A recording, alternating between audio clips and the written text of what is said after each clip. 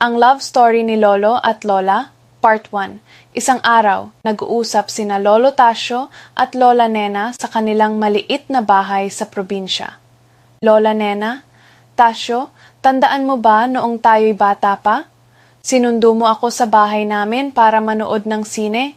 Ang sabi mo, Nena, ikaw lang ang gusto kong makasama habang buhay. Lolo Tasio, nag-iisip. Oo nga, Nena. Pero tandaan mo rin, sinabi ko sa'yo na libre mo raw ang sine. Pero ikaw pala ang nagbayad ng pamasahe natin pa uwi. Lola Nena, nagtataray. Kasi naman Tasio, ang drama mo kasi. Sabi mo, Nena, para kang bituin sa langit.